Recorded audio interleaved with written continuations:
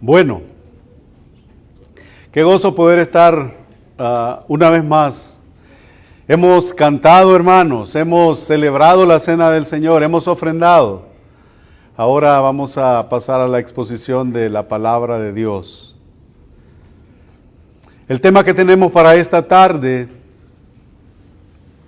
de acuerdo a la sección que vamos a estar cubriendo, si el Señor lo permite, la sección que tenemos para esta tarde es del capítulo 4 de Colosenses.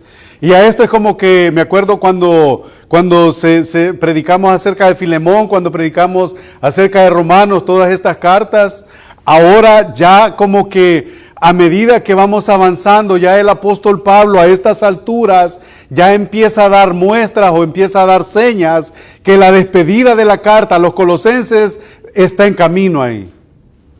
Y a eso es como que a mí ya me apunta a dos cosas. Me causa un poquito de que la despedida, qué es lo que va a decir en la despedida, a quién se va a dirigir en la despedida, quiénes son los beneficiarios de esa despedida. Pero también me alerta qué es lo que viene después, qué carta vamos a empezar. Así que el Señor nos ayude a poder escoger una carta que sea de beneficio para la iglesia en general. Bueno, que todo el consejo de Dios es de beneficio, pero hay enseñanzas que son más, tienen una causal más directa para la iglesia, para la práctica de la iglesia. Así que aquí nosotros vamos a ver rasgos de cómo Pablo está o va a empezar su despedida. Colosenses 4 del 2 al 6, y decía que el tema es las conversaciones del creyente o las conversaciones del nuevo hombre, también podríamos llamarle. Así que yo le pido, hermano, que se ponga de pie una vez más para que nosotros leamos juntos Colosenses capítulo 4, versículos del 2 al 6. Dice la palabra del Señor: perseverad en oración, velando en ella con acción de gracias, orando también al mismo tiempo por nosotros, para que el Señor nos abra puerta para la palabra, a fin de dar a conocer el misterio de Cristo, por el cual también estoy preso, para que lo manifieste como debo hablar. Andad sabiamente para con los de afuera, redimiendo el tiempo. Sea vuestra palabra siempre con gracia, sazonada con sal, para que sepáis cómo debéis responder a cada uno. Que el Señor añada bendición a su palabra. Pueden tomar sus asientos. Cuentan una historia que un viejo sabio de la antigua Grecia le enviara un animal para que lo sacrificara, pero que le pidieron a la persona, que le pidieron a este sabio que devolviera a la persona que había enviado o dado este animal la mejor y la peor parte del animal a la hora de sacrificarlo. Y el sabio hizo lo que la persona le pidió, y el sabio lo que mandó fue la lengua del animal. La mejor y la peor parte del animal le envió la lengua. Y ciertamente la mejor y la peor parte del ser humano también es la lengua. Y Santiago está muy de acuerdo con esta apreciación. Dice Santiago capítulo 3, versículos del 2 al 12, de Santiago 3, porque todos ofendemos muchas veces. Si alguno no ofende en palabra, este es varón perfecto, capaz también de refrenar todo el cuerpo. He aquí nosotros ponemos freno en la boca de los caballos para que nos obedezcan. Y dirigimos así todo su cuerpo. El que sabe de manejar caballos o de montar caballos sabe que eso, usted le pone una cosa ahí al animal y usted hace con ese animal, si quiere que corra, corre, si quiere que vaya despacio, va despacio, si quiere que vaya a la izquierda, le hace a la izquierda, si quiere. Ese es el poder que tiene el ser humano para dominar o para domar un animal, y lo vamos a seguir leyendo. Aquí nosotros ponemos freno en la boca de los caballos para que nos obedezcan y dirigimos así todo su cuerpo. Mirad también las naves, o sea, los barcos tan grandes y llevadas de impetuosos vientos, son gobernadas con un pequeño timón. Un pequeño timón por donde el que las gobierna quiere. Así también la lengua. Es un miembro pequeño, pero se jacta de grandes cosas. He aquí, cuán grande bosque enciende un pequeño fuego. Un pequeño fuego.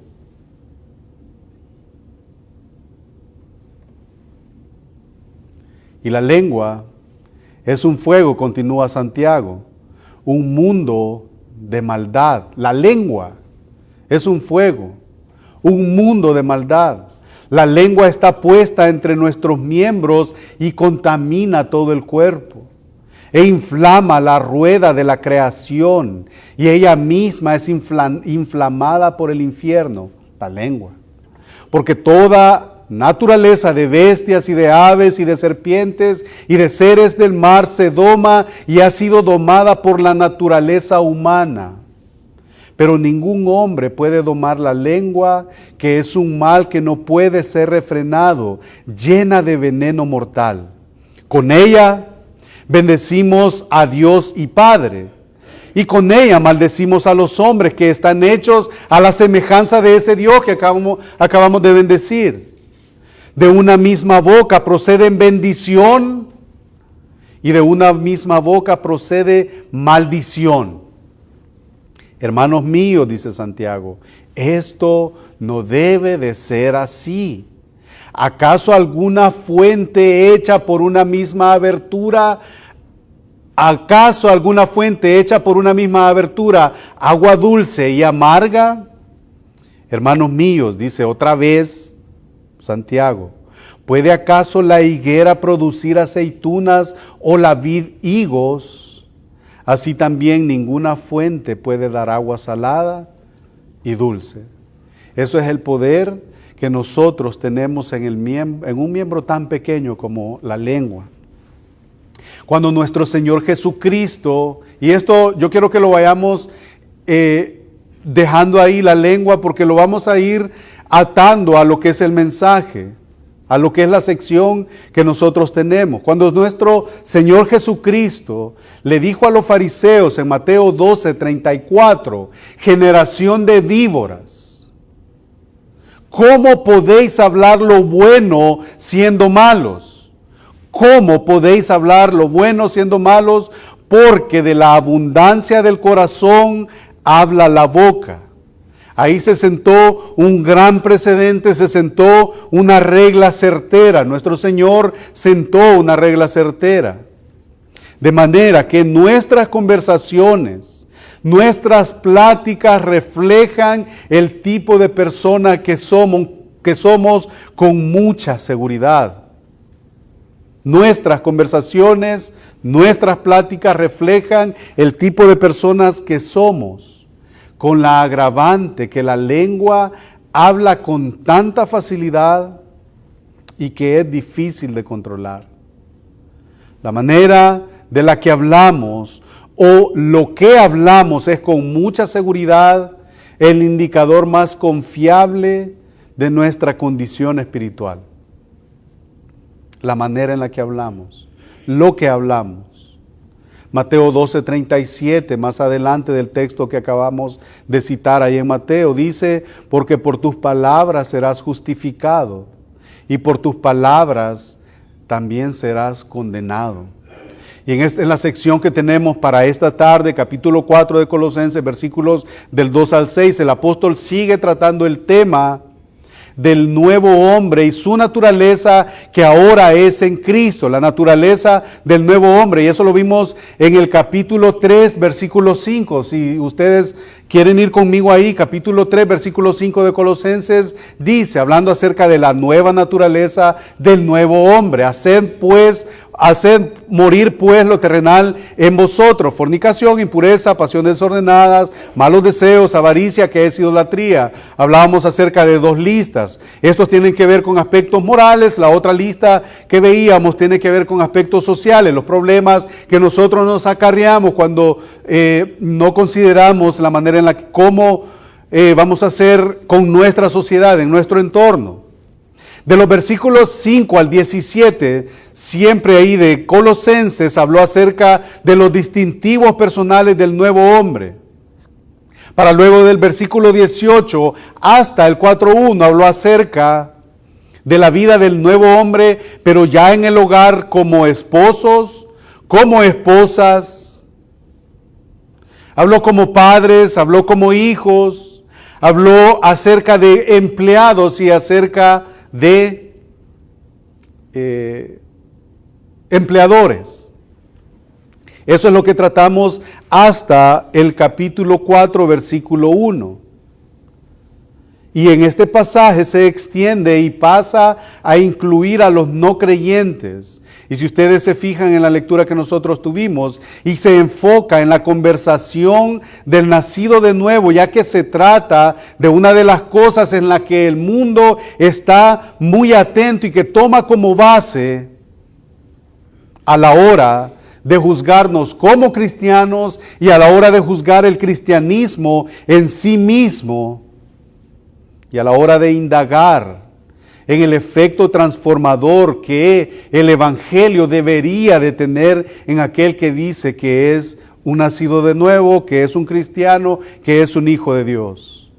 Así que junto con los pensamientos, junto con las actitudes, junto con las motivaciones, la manera en la que el creyente habla es el área en la que encontramos mayores dificultades a la hora de exhibir esa nueva identidad, esa nueva naturaleza, a la hora de ejercitar el control sobre nuestra lengua, sobre lo que nosotros hablamos y sobre cómo nosotros hablamos.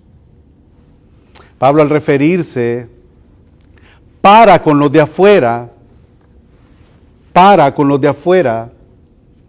orando también al mismo tiempo por nosotros para que el Señor nos abra puerta para la palabra, para dar a conocer el misterio de Cristo, por el cual también estoy preso, para que se manifieste como debo de hablar, andar sabiamente para con los de afuera. Versículo 5. Es muy acertado que el apóstol empiece o comience refiriéndose a la oración, porque esa sería la mejor manera o la mejor conversación que el nuevo hombre puede tener, la oración. La oración es la que fortalece la comunión con el Señor y es la fuente con la que tenemos poder en contra de Satanás, en contra de sus agentes malignos que son los ángeles. Según Efesios 6:18, mire lo que dice: orando en todo tiempo con toda oración y súplica en el Espíritu y velando en ello con toda perseverancia. Es el mismo sentir, orando en todo tiempo. Perseverad en oración, velando en ella con acciones de gracias. Es lo que dice en Colosenses y en Efesios. Dice orando en todo tiempo con toda oración y súplica y velando en ello con toda perseverancia y otra vez súplica por todos los santos. A través de la oración nosotros confesamos nuestros pecados ante nuestro gran sumo sacerdote. Hebreos 4 del 15 al 16. Porque no tenemos un sumo sacerdote que no pueda compadecerse de nuestras debilidades, dice el autor a los Hebreos, que fue tentado, sino que uno que fue tentado en todo según nuestra semejanza, pero sin pecado. Acerquémonos pues confiadamente al trono de la gracia para alcanzar misericordia y hallar gracia para el oportuno socorro. Eso es lo que dice el autor a los Hebreos. Así que la oración nos fortalece. La oración, a través de la oración nosotros confesamos nuestros pecados. A través de la oración también tiene como fuente un corazón puro. Salmo 66, 18 al 19 dice, si en mi corazón hubiese yo mirado iniquidad, dice el salmista, el Señor no habría escuchado. Si en mi corazón hubiese yo mirado iniquidad, o sea, el salmista está diciendo, yo me examiné y no vi maldad en mi corazón, por eso Dios me escuchó. Versículo 19, siempre de Salmo 66. Mas ciertamente me escuchó Dios, atendió a la voz de mi súplica. Entonces la oración tiene como fuente un corazón puro. Y para hablar de la oración, Pablo usa esta palabra perseverar, que significa ser constante, o permanecer. En el idioma original como que no vale la pena mencionar cómo suena o cómo es esta palabra, pero el significado de perseverar es ser constante, permanecer, persistir con valentía. Pablo les escribe a su audiencia original, a estos hermanos colosenses, que perseveren en la oración y de manera general. Esa enseñanza es útil y también es un mandato para nosotros como iglesia. ¿Se recuerdan en Primera de Tesalonicenses 5:17? ¿Quién se recuerda de este texto? Orad sin cesar. Lucas 18:1. También le refirió Jesús una parábola sobre la necesidad de orar siempre y no desmayar. O sea, esa es la implicación. Perseverar, no desmayar, permanecer, persistir con valentía. Orad sin cesar. Romanos 12:12 también nos habla acerca de esto. Gozosos en la esperanza, sufridos en la tribulación, constantes en la oración. Otro ejemplo, el ejemplo de Cornelio en Hechos 10:12. Cornelio era un hombre piadoso y temeroso de Dios con toda su casa, y que hacía muchas limosnas al pueblo y oraba a Dios siempre. El ejemplo de Cornelio. Y esto de orar en todo tiempo, porque a veces como que nosotros mismos nos desanimamos cuando leemos que la Escritura nos manda a orar sin cesar, a orar en todo tiempo, permanecer en oración, a vivir en todo el tiempo en oración. Pero la Escritura no nos está diciendo dejen de hacer todas sus actividades, tenemos responsabilidades. Lo que la Escritura o el sentido de vivir en una oración constante es, y esto de orar en todo tiempo no está diciendo que debemos de hacerlo de manera audible o que tenemos que hacerlos, que detenernos al hacerlo. Más bien lo que nos enseña es que debe de haber un estado permanente de sensibilidad con el cual nos lleva a vivir, a reconocer a Dios cada situación que esté a nuestro alrededor. Hermano, un día de estos, estaba contándole al hermano que estaba levantando yo un plywood de esos pesados y me cayó ahí de filo en el dedo. Eso me llevó a mí ¿a qué? Señor, ¿tú sabes por qué me pasó esto? Y no es que me contenté con eso, no, pero la reacción es, o cualquier situación que nosotros... El punto es, ¿cuál es el sentido o cuál es la reacción de nosotros ante tal o cual situación? ¿Nos lleva a reconocer que cualquier situación que pase a nuestra vida, Dios tiene el control?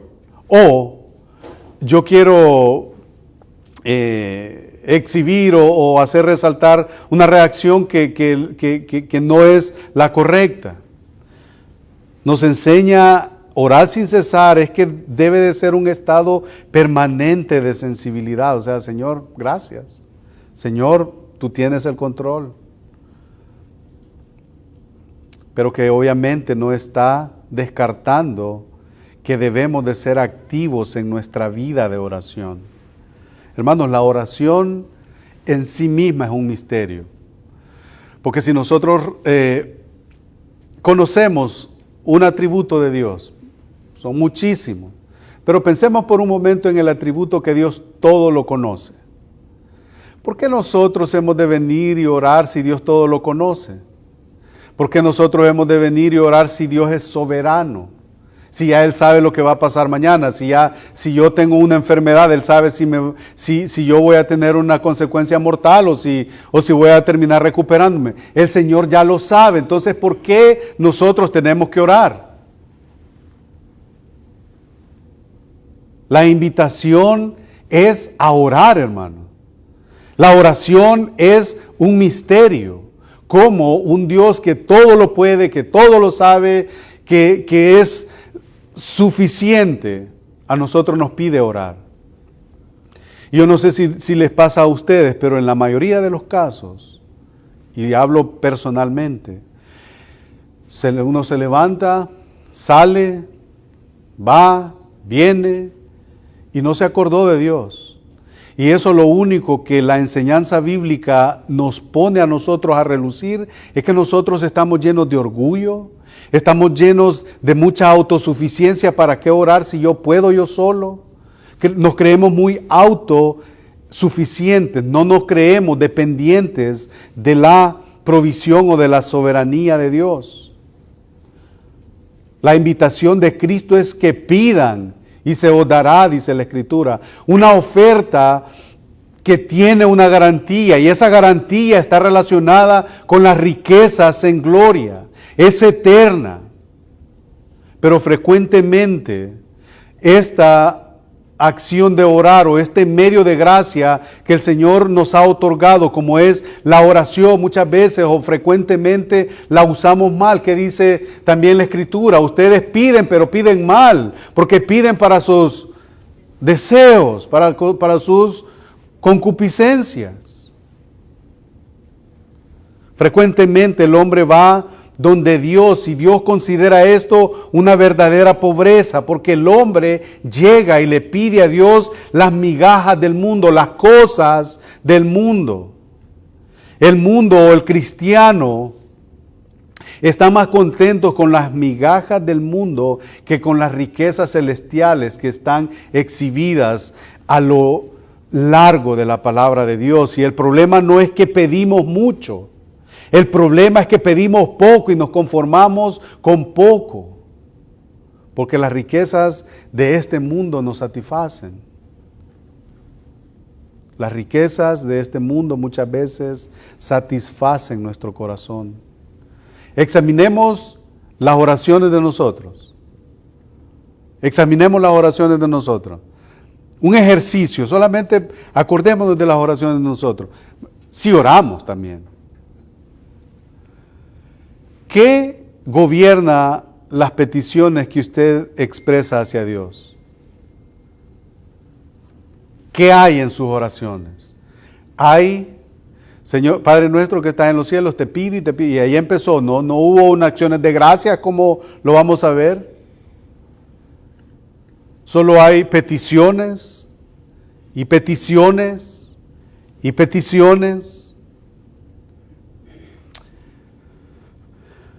El llamado es a permanecer despiertos, velando en ella, en la oración, como el apóstol ya lo dijo, velando en ella, orando. Versículo 2, perseverad en la oración, velando en ella, o sea, en la oración con acción de gracias.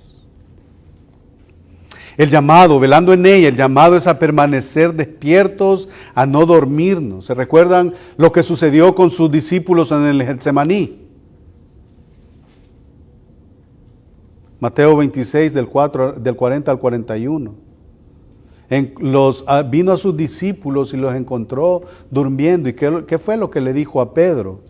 Mateo 26, 40 y 41. Vino luego a sus discípulos y los halló durmiendo. Él había ido a orar, regresa a encontrarse con sus discípulos. El Señor mismo, Él tomaba tiempo. Y si nosotros vemos el registro de los evangelios, nosotros vemos que el Señor se apartaba de ellos a orar.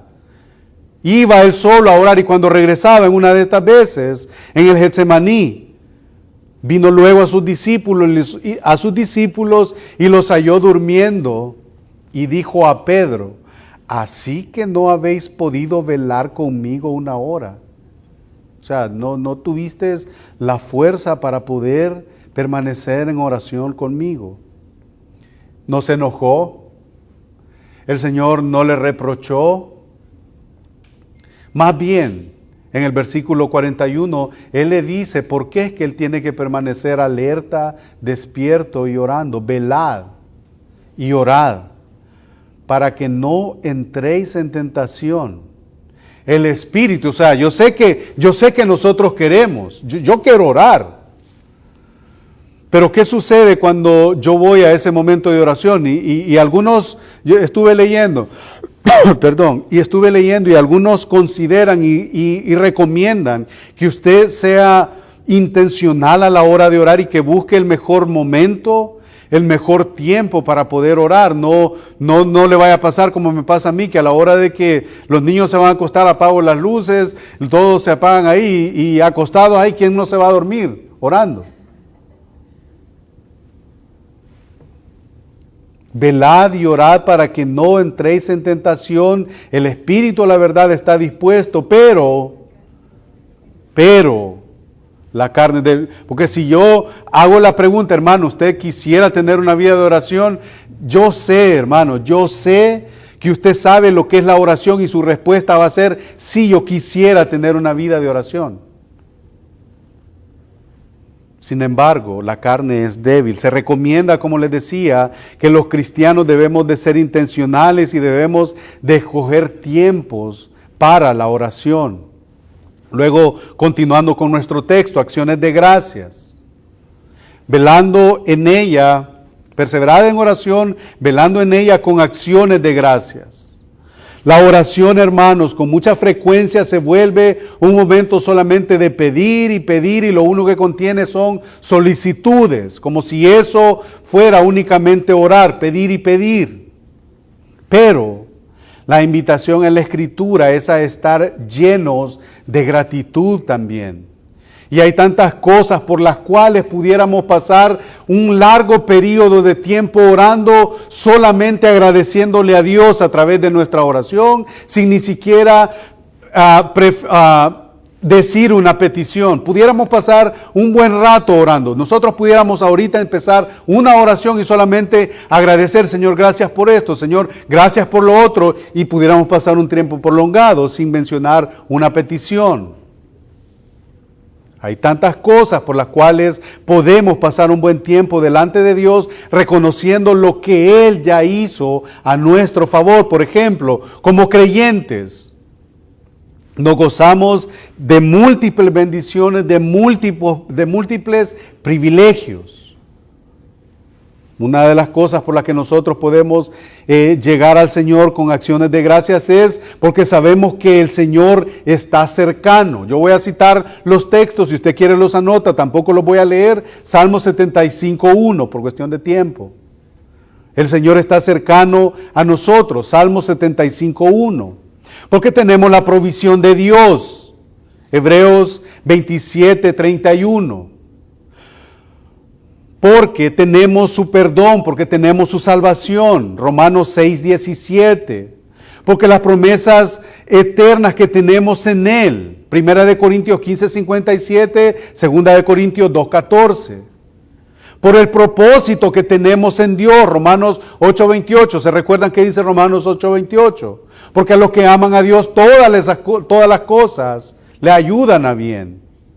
Así que pudiéramos pasar un periodo de tiempo prolongado dándole gracias al Señor con acciones de gracias, y esa es la invitación que Pablo le hace a los colosenses. Hermanos, perseveren en la oración, velando en ella con acciones de gracias. A ver, después de haber visto ya la oración, qué tan eficaz puede ser y qué tan necesaria es para la vida del cristiano. De la oración, ahora el apóstol pasa a la proclamación del Evangelio. Versículo 3 de Colosenses 4. Orando también al mismo tiempo por nosotros, para que el Señor nos abra puerta para la palabra, a fin de dar a conocer el misterio de Cristo por el cual estoy preso. ¿De qué está hablando ahí el apóstol Pablo? El misterio de Cristo. El Evangelio, algo que había estado oculto en el Antiguo Testamento, ahora es revelado a través en el Nuevo Testamento en la persona y la faz de Jesucristo. El misterio de Cristo. Orando al mismo tiempo por nosotros para que el Señor nos abra puertas. Entonces, después de haber exhortado a los colosenses a la oración, ahora les hace una petición específica. Así, específica, orando al mismo tiempo también por nosotros. Y si somos cuidadosos, nosotros pensamos que porque el apóstol Pablo está escribiendo, solamente está pidiendo por él. Pero mire lo que dice, por nosotros. ¿Quién nosotros? Esa pluralidad, esa petición que él está haciendo, nosotros, es muy probable que se refiera a la lista que vamos a ver más adelante. Por eso les decía, la próxima semana, si Dios quiere, vamos a empezar a ver quiénes son esos nosotros. Cuando ya el apóstol empieza a despedirse en la carta, todo lo que a mí se refiere, dice el versículo 7, os hará saber Tíquico, amado hermano y fiel ministro y consiervo en el Señor, el cual os envió a nosotros para esto mismo, para que conozca lo que entre vosotros se refiere y conforte vuestros corazones. Y sigue diciendo, con Onésimo, amado y fiel hermano, que es uno de vosotros. Después dice en el versículo 10, Aristarco, ahí está, vosotros.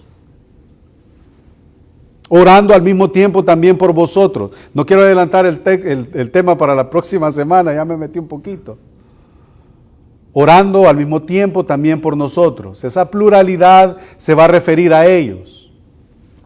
El contenido de la petición de Pablo era el siguiente.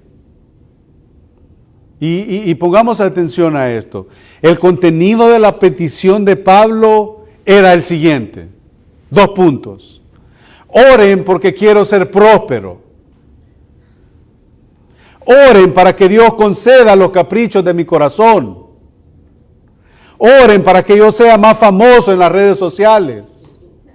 Oren para que yo pueda tener todas las cosas que yo deseo terrenalmente. No, esa no era la oración de Pablo. La oración de Pablo era para que el Señor abriera puerta para revelar el misterio, el Evangelio. Su oración era que el Señor nos abra puerta para la palabra. Esa era la oración. Para la palabra, a fin de dar a conocer el misterio de Cristo, que es Cristo en vosotros, la esperanza de gloria, como ya nosotros lo vimos. Un misterio que estaba oculto en el Antiguo Testamento, pero que se manifestó en el Nuevo Testamento en la faz de Jesucristo. Y esa ha sido la tesis de la carta del apóstol Pablo a los colosenses, presentar quién Cristo es. En él habita corporalmente toda la plenitud de la deidad. ¿Por qué? Porque algunos estaban diciendo ahí que él era una emanación, que no era un ser divino, que Dios no podía crear materia, porque ellos decían, y estas dos corrientes eran que la materia era mala, pero el espíritu bueno, entonces que Dios no podía crear a un ser 100% hombre y 100% Dios, y por eso negaban la deidad de Cristo, y esa es la tesis de toda la carta, para resumirla. Y cuando Pablo decía eso, lo que tenía en mente era el reino de Dios, no como sarcásticamente yo acabo de mencionar estas cosas en la oración. Primera de Corintios 16 del 8 al 9. Pero estaré en Éfeso hasta Pentecostés, porque se me ha abierto puerta grande y eficaz, y muchos son los adversarios. Esa es la puerta grande y eficaz, y hay muchos que se van a oponer, dice Pablo a los Corintios, capítulo 16, versículos 8 y 9. Mismo sentido, 2 Corintios 2, 12. Cuando llegué a Troas para predicar el Evangelio de Cristo, aunque se me abrió puerta en el Señor. Cuando él hablaba acerca de que se le abriera puertas, lo que inundaba la mente de Pablo. Por ejemplo, en Romanos capítulo 15, él dice de que quería ir a otras áreas donde el evangelio no hubiera sido predicado, porque esa área en específico ya el evangelio ya había entrado. Él no quería ir ahí. Eso era lo que quería hacer Pablo, y eso es lo que también el sentido de este texto nos dice. Algunos han llegado a interpretar esta frase de que se nos abra puerta,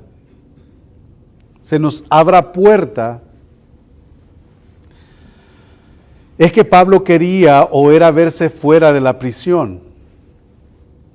Algunos han llegado a interpretar eso, que él no quería estar preso o quería verse libre fuera de la prisión, pero lo más probable, conociendo el anhelo ferviente del apóstol, era a las oportunidades para predicar el evangelio, que se encontraba fuera de sus limitaciones, que no tenía alcance para ellos. Esa era la puerta que Pablo quería que se abrieran. Esa era la oración de él. Hechos 14, 27. Y habiendo llegado y reunido a la iglesia, refirieron cuán grandes cosas había hecho Dios con ellos, con los apóstoles, y cómo había abierto la puerta de la fe de los gentiles. Una vez más, las puertas que el evangelio, las puertas que Pablo está mencionando aquí, no son las puertas que nosotros o que la sociedad tiene ahora en mente. Ahora lo escuchamos nosotros eso, de que el Señor abre una puerta para abrir otra, hablando en términos así como de superaciones y todas estas cosas. Y es cierto que Dios tiene el control sobre todas las cosas, porque pensar lo contrario sería un error, sería lindar con la herejía, si nosotros creemos que Dios no tiene el control sobre todas las cosas. Pero también esas cosas tienen que llevarnos a pensar, ¿cuál es el deseo de Dios para nosotros? Pablo estaba preso por causa del evangelio, y ahí mismo lo dice en el versículo 4. Y orando también al mismo tiempo para nosotros, para que el Señor nos abra puerta para la palabra, a fin de dar a conocer el misterio de Cristo. Y ahí está, al final del versículo 3, por el cual estoy preso por el evangelio. Pablo además les pide a los hermanos de Colosas que oren para que una vez que la puerta esté abierta para la predicación del evangelio, el versículo 4 lo dice ahí, que lo manifieste. Una vez que la puerta o sea, que ustedes oren y que la puerta se abra, que lo manifieste como lo debo de hablar. Que mi predicación se mantenga pura. Que mi predicación del evangelio no se vea prostituida por las conveniencias que la vida me presenta, por las necesidades incluso que yo pueda tener y que son válidas. Que no me vea tentado a diluir el evangelio. Esa es la petición de Pablo. Una vez que la puerta se abra, por la que ustedes van a orar, versículo 4, para que lo manifieste, ese misterio, como debo de hablar. Que mi predicación no se base en mi experiencia, que mi predicación no se centre en el yo, que no use la predicación para autopromoverme, que no use la predicación para demostrar cuánto yo sé de las Escrituras, que no utilice la predicación para aprovechar 45 minutos de fama, que no utilice la evangelización para mi conveniencia, que no utilice la predicación para llenar mis bolsillos, que no utilice la predicación para ganancias deshonestas. Esa era la motivación de Pablo, que se abriera puerta para la palabra a fin de dar a conocer el misterio de Cristo por el cual él estaba preso. La motivación de Pablo no cambió. Mire lo que ha dicho en 1 Corintios 2, versículos del 1 al 5. 1 Corintios capítulo 2, versículos del 1 al 5.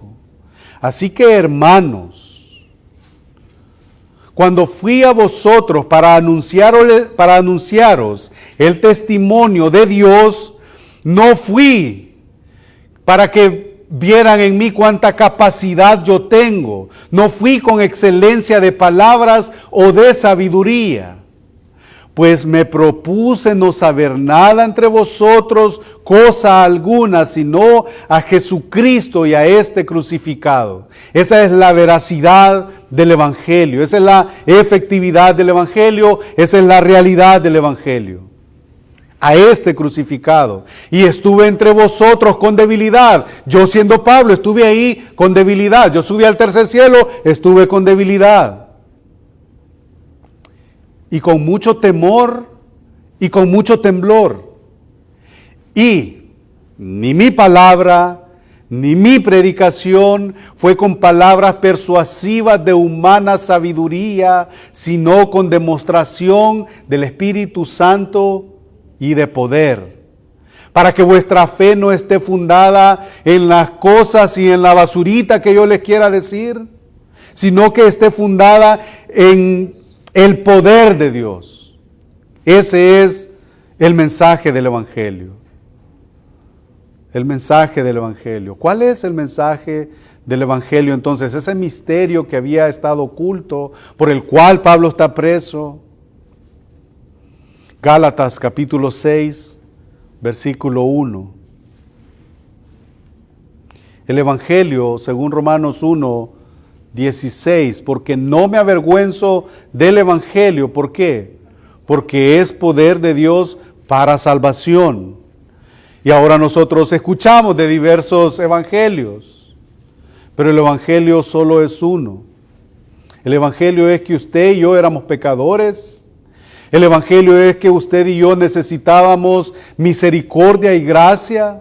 El Evangelio es que usted y yo, lo único de lo que nos éramos, lo único que nosotros merecíamos, porque a veces la pregunta es, Dios, yo no me merezco esto. Pero lo único que usted y yo nos merecíamos era el infierno. Pero el Evangelio es poder de Dios para salvación. El Señor viene, vive entre nosotros, como dice el Evangelio de Juan, muere por causa de nosotros. Así que ahora las puertas de la salvación están abiertas para aquel que reconozca a Cristo como Señor, como Salvador. Y no hay otro evangelio. Gálatas 6, capítulo 1. Estoy maravillado. Del 6 en adelante, perdón. Gálatas, capítulo 1, versículo del 6 en adelante. Estoy maravillado de que tan pronto os hayáis alejado del que os llamó por la gracia de Cristo. Eso es lo que salva, la gracia de Cristo, para seguir un evangelio diferente. No que haya otro, sino que hay algunos que os perturban y quieren pervertir el evangelio de Cristo. Y ahí es y esa es la oración. Pueda que cometa un error al pensar así. Pero he ahí la oración del apóstol Pablo, para que en el versículo 4 de Colosenses, como estamos viendo, para que lo manifieste como debo de hablar, ese misterio que estaba oculto. Mas si aún yo, dice el apóstol, mas si aún nosotros o un ángel del cielo os anunciare otro evangelio diferente del que os hemos anunciado, este sea maldito. Que le prediquen a usted un evangelio que va a ser salvo por obras, que por ser buena gente usted va a ser salvo. Es un evangelio que trae maldición. Ahora, tenemos que también balancear el asunto de que es cierto que las obras no nos salvan, pero hemos sido creados para buenas obras, según Efesios 2:8. Mas si aún nosotros o un ángel del cielo os anunciare otro evangelio diferente del que os hemos anunciado, sea maldito, sea anatema, como antes os hemos dicho. También ahora lo repito, si alguno os predica evangelio diferente del que habéis recibido, sea maldito, sea anatema. Y esa es la predicación, y yo creo que ese debe de ser el sentir de cada predicador, de cada persona que se para tras un púlpito acá y empieza a hablar en nombre de Dios y a decir cosas que Dios jamás dijo.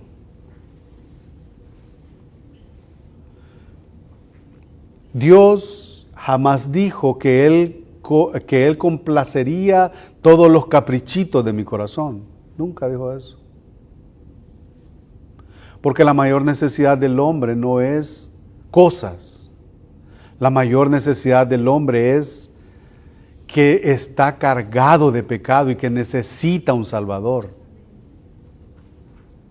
Pablo quería que los creyentes oraran para que él pudiera llevar la proclamación del Evangelio como es debido, como Dios quería que lo hiciera. Y hermanos, esa debe de ser nuestra oración. Versículo 5 del capítulo 4 de Colosenses. Andad sabiamente para con los de afuera, redimiendo el tiempo. Nuestra conducta le da credibilidad a nuestras palabras, y eso es una gran realidad. Nuestra conducta le da una gran credibilidad a nuestras palabras. Como creyentes, hermanos, estamos llamados a llevar una vida en orden, que nuestras palabras sean respaldadas por nuestra conducta y que nuestra conducta también sea respaldada por nuestras palabras. ¿Quiénes son los de afuera a los que Pablo se refiere? Aquellos son los necios, son aquellos que no han venido al Señor, no han arrepentido de su pecado. Ellos son los necios. Entonces, ante los necios, ¿cómo debe de lucir un regenerado? ¿Cómo debe de lucir un nuevo hombre? Alguien con la nueva naturaleza. Diferente. Versículo 6, para ya ir terminando. Sea vuestra palabra siempre con gracia, sazonada con sal, para que sepáis cómo debéis responder a cada uno. Sea vuestra palabra siempre con gracia, sazonada con sal, para que sepáis cómo debéis responder a cada uno.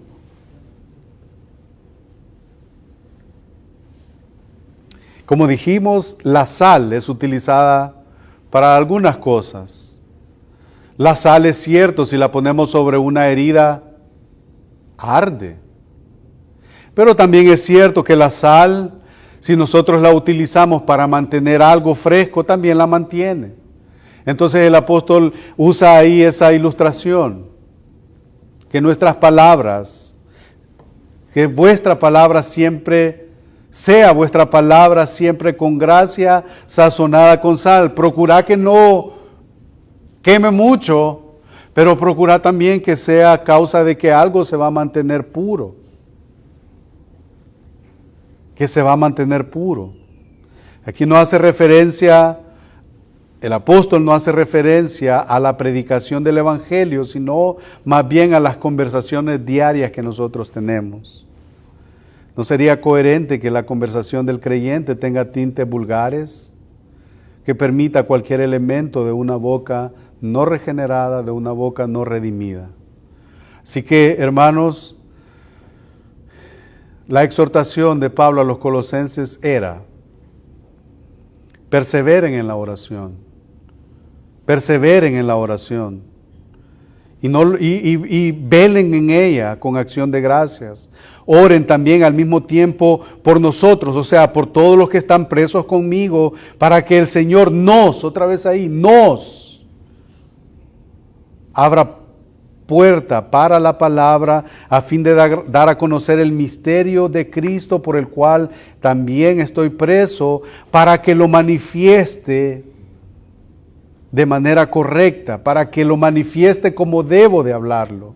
Andad sabiamente para con los de afuera, redimiendo el tiempo. Sea vuestra palabra siempre con gracia, sazonada con sal, para que sepáis cómo debéis responder a cada uno. Eso era para los colosenses, y yo soy convencido que este principio y que esta exhortación va a ser de mucha ayuda y de mucho provecho para la iglesia No solamente seguidores de Jesús los ángeles, sino también para aquellos que creen y confiesan el nombre de nuestro Señor Jesucristo.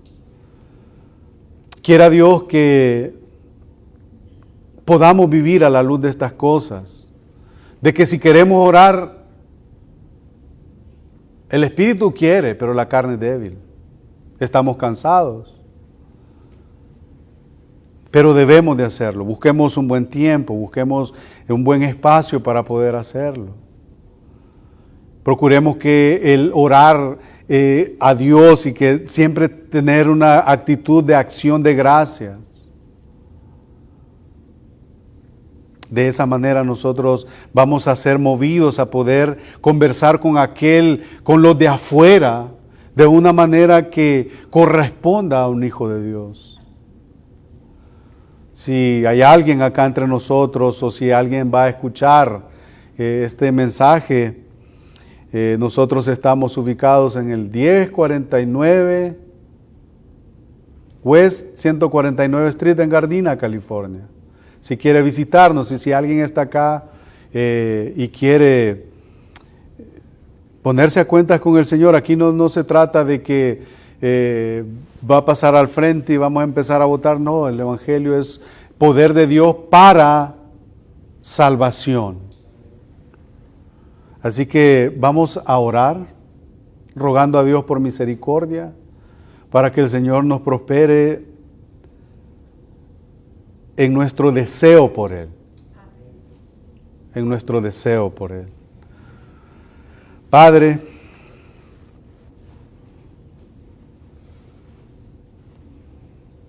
bueno eres, Señor, en todo tiempo.